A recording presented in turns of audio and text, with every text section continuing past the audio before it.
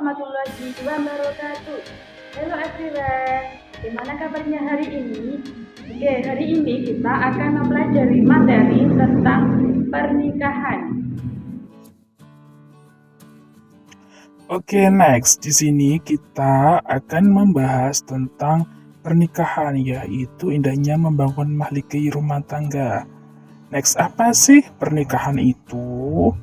Secara bahasa, arti nikah adalah mengumpulkan, menggabungkan, atau menjodohkan.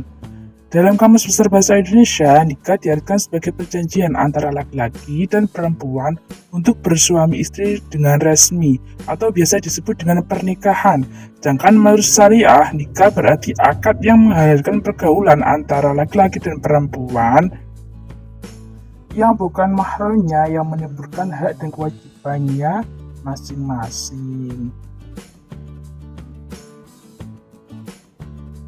Dalam Undang-Undang Pernikahan Republik Indonesia Nomor 1 Tahun 1974, pengertian perkawinan atau pernikahan ialah ikatan lahir batin antara seorang pria dan wanita sebagai suami istri dengan tujuan membentuk keluarga rumah tangga yang berbahagia dan kekal berdasarkan ketuhanan yang Maha Esa.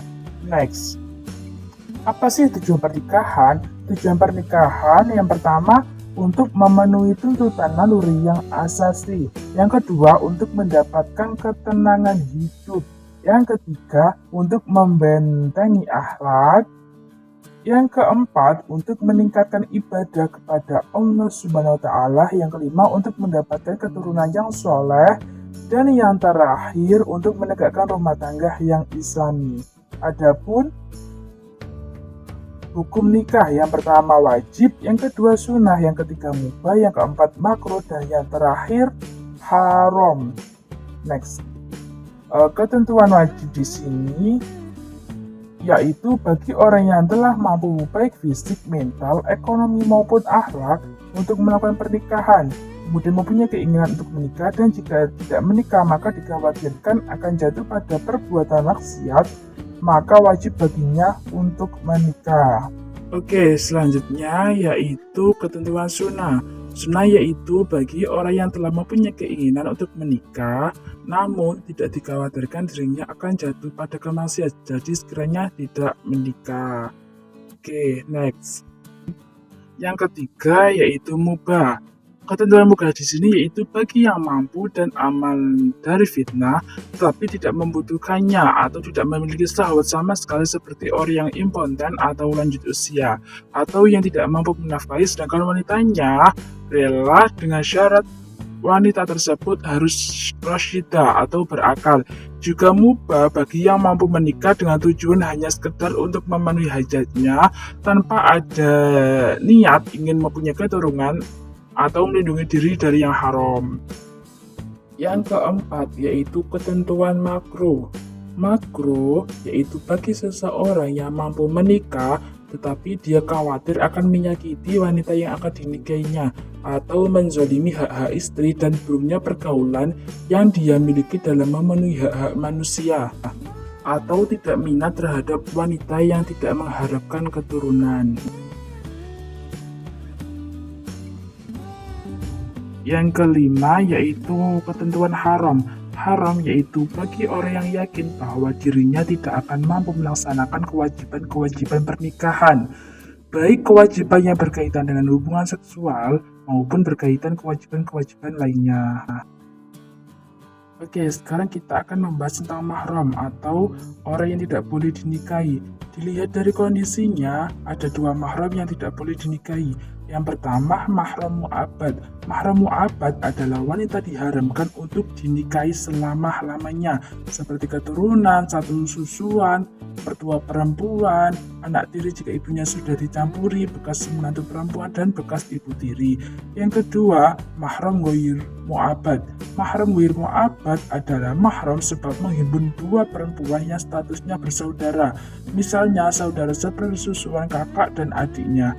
Hal ini boleh dinikahi, tetapi yang satu statusnya sudah bercerai atau meninggal dunia, yang lain dengan sebab istri, orang, dan sebab iddah. Sesuai Quran Surat An-Nisa ayat 23-24, ada 4 orang yang tidak boleh dinikahi. Yang pertama, sebab keturunan. Yang kedua, sebab pernikahan. Yang ketiga, sebab sepersusuan. Dan yang terakhir yaitu sebab dikumpul atau dimadu. Adapun ketentuan-ketentuan dari sebab keturunan yang tidak boleh dinikahi, yang pertama, ibu dan seterusnya ke atas, yang kedua anak perempuan dan seterusnya ke bawah, yang ketiga saudara perempuan sekandung seayah atau seibu, yang keempat bibi saudara ibu baik yang sekandung atau dengan perantaran ayah atau ibu, yang kelima bibi saudara ayah baik sekandung atau dengan perantaran ayah atau ibu, yang keenam anak perempuan dari saudara laki-laki terus sampai ke bawah. Dan yang terakhir yaitu anak perempuan dan saudara perempuan terus ke bawah. Oke, selanjutnya yaitu ketentuan dari sebab pernikahan yang tidak boleh dinikahi. Yang pertama, ibu istrinya atau mertua dan seterusnya ke atas, baik ibu dari keturunan atau susuan. Yang kedua, robiba yaitu anak tiri, anak istri yang dikawin dengan suami lain jika sudah bercampur dengan ibunya. Yang ketiga, istri ayah dan seterusnya ke atas. Yang keempat, wanita-wanita yang pernah dikawini oleh ayah, kakek, sampai ke atas sebagaimana dinyatakan dalam Quran Surat An-Nisa ayat 22. Dan yang terakhir yaitu istri anaknya yang laki-laki, menonton dan seterusnya ke bawah. Oke, selanjutnya yaitu sebab sepersusuan yang tidak boleh dinikahi. Yang pertama, ibu yang menyusui. Yang kedua, saudara perempuan yang mempunyai hubungan susuan. Dan yang terakhir yaitu sebab dikumpul atau dimadu yang tidak boleh dinikahi. Yang pertama, saudara perempuan dari istri. Yang kedua, bibi perempuan dari istri. Yang ketiga, keponakan perempuan dari istri. Oke, sekarang kita akan membahas tentang rukun nikah. Rukun nikah yang pertama ada calon suami, yang kedua ada calon istri, yang ketiga ada wali, yang keempat ada 2 saksi, dan yang terakhir yaitu ada siwot atau ijab kabul. Itu tadi yaitu rukun-rukun nikah yang harus dipenuhi. Oke, yang pertama, syarat menjadi calon suami. Yang pertama, bukan mahram si wanita. Calon suami bukan termasuk yang haram dinikahi karena adanya hubungan nasab atau sepersusuan. Yang kedua, orang yang dikehendaki, yakni adanya keridhaan dari masing-masing pihak. Yang ketiga, muayyan, beridentitas jelas, harus ada kepastian siapa sih identitas mempelai laki-laki dengan menyebut nama atau sifatnya yang khusus. Oke, yang kedua yaitu syarat menjadi calon istri.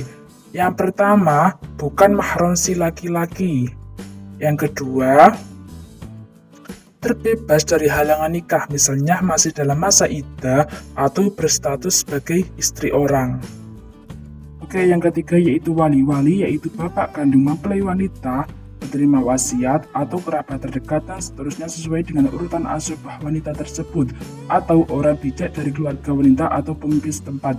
Adapun syarat menjadi wali, yang pertama orang yang dikehendaki, yang kedua laki-laki, yang ketiga mahram si wanita,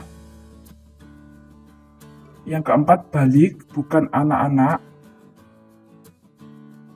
yang kelima berakal atau tidak gila, yang keenam adil atau tidak fasik, yang ketujuh tidak terhalang oleh wali lain, yang kedelapan tidak buta, yang kesembilan tidak berbeda agama, yang ke-10 merdeka atau bukan budak. Wali di sini ada 2. Yang pertama wali nasab. Wali nasab yaitu wali yang mempunyai pertalian darah dengan mempelai wanita yang akan dinikahkan. Yang kedua wali hakim, yaitu seseorang yang memiliki kewenangan untuk menikahkan. Oke, selanjutnya syarat menjadi saksi. Yang pertama, berjumlah 2 orang, bukan budak, bukan wanita, dan bukan orang fasik. Yang kedua, tidak boleh merangkap sebagai saksi walaupun memenuhi kualifikasi sebagai saksi. Yang ketiga, sunnah dalam keadaan rela dan tidak terpaksa. Adapun rukun yang terakhir yaitu sigot atau ijab kabul. Pengertian sigot atau ijab kabul yaitu perkataan dari mempelai laki-laki atau wakilnya ketika akad nikah. Syarat sigot yang pertama tidak tergantung dengan syarat lain. Yang kedua, tidak terikat dengan waktu tertentu. Yang ketiga, boleh dengan bahasa asing. Yang keempat, dengan menggunakan kata tazwij atau nikah, tidak boleh dalam bentuk kinayah atau sindiran. Karena kinayah membutuhkan niat, sedangkan niat itu sesuatu yang abstrak. Yang kelima, qabul harus dengan ucapan qabiltu nikahaha wa tazwijaha dan boleh didahulukan dari ijab. Oke, sekarang kita akan membahas tentang pernikahan yang tidak sah. Yang pertama, pernikahan mut'ah, yaitu pernikahan yang dibatasi untuk jangka waktu tertentu, baik sebentar maupun lama. Jadi ketika ada pernikahan yang ada waktunya, ada jangka waktunya, maka itu pernikahan yang tidak sah. Yang kedua, pernikahan sigor, yaitu pernikahan dengan persyaratan barter tanpa pemberian mahar. Yang ketiga, pernikahan muhalil, yaitu pernikahan seorang wanita yang telah ditalak nikah oleh suaminya yang karenanya diharamkan untuk rujuk kepadanya. Kemudian wanita itu dinikahi laki-laki lain dengan tujuan untuk menghalalkan dinikahi lagi oleh mantan suaminya. Yang keempat, pernikahan orang yang ihram, yaitu pernikahan orang yang sedang melaksanakan ihram haji atau umroh serta belum memasuki waktu tahallul. Yang kelima, pernikahan dalam masa iddah, yaitu pernikahan di mana seseorang laki-laki menikah dengan seorang perempuan yang sedang dalam masa iddah, baik karena perceraian ataupun karena meninggal dunia. Yang keenam, pernikahan tanpa wali, yaitu pernikahan yang dilakukan seorang laki-laki dengan seorang wanita tanpa seizin walinya. Yang ketujuh, pernikahan dengan wanita kafir selain wanita-wanita ahli kitab. Yang kedelapan, menikahi mahram, baik mahram untuk selamanya, mahram karena pernikahan atau karena sepersusuan. Oke, selanjutnya kita akan membahas tentang kewajiban bersama suami istri sesuai Quran Surat At-Tahrim ayat 6, Quran Surat An-Nisa ayat 36, dan Quran Surat Al-Ma'idah ayat 2. Yang pertama, memelihara dan mendidik anak. Yang kedua, setia dan hubungan rumah tangga. Yang ketiga, berbuat baik terhadap mertua, ipar, dan kerabat. Yang keempat, saling bantu-membantu. Dan yang terakhir, menjaga penampilan lahiriah.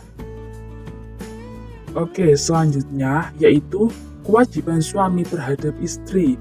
Yang pertama dalam Quran Surat At-Tahrim ayat 6 yaitu menjadi pemimpin, memelihara dan membimbing keluarga lahir dan batin, serta menjaga dan bertanggung jawab atas kesejahteraan keluarganya. Yang kedua, Quran Surat Al-Baqarah ayat 168 dan 172 yaitu memberi nafkah, pakaian dan tempat tinggal kepada istri anak-anaknya sesuai dengan kemampuannya diusahakan secara maksimal. Yang ketiga, bergaul dengan istri secara ma'ruf dan memperlakukan keluarganya dengan baik. Kewajiban suami terhadap istri yang kelima yaitu masing-masing anggota keluarganya, terutama suami dan istri, bertanggung jawab sesuai fungsi dan perannya masing-masing. Yang keenam, memberi kebebasan berpikir dan bertindak kepada istri sepanjang sesuai norma Islam, membantu tugas-tugas istri, serta tidak mempersulit keadaan kegiatan istri. Oke, selanjutnya yaitu kewajiban istri terhadap suami. Yang pertama, taat kepada perintah suami. Yang kedua, selalu menjaga diri dan kehormatan keluarga. Yang ketiga, bersyukur atas nafkah yang diterima dan menggunakannya dengan sebaik-baiknya. Yang terakhir yaitu membantu suami dan mengatur rumah tangga dengan sebaik mungkin. Sekian yang dapat Ibu sampaikan, semoga ilmunya bermanfaat. Kita tutup dengan bacaan kafaratul majlis. Bismillahirrahmanirrahim. Subhanakallahumma wa bihamdika asyhadu an la ilaha illa anta astaghfiruka wa atubu ilaik. Wassalamualaikum warahmatullahi wabarakatuh.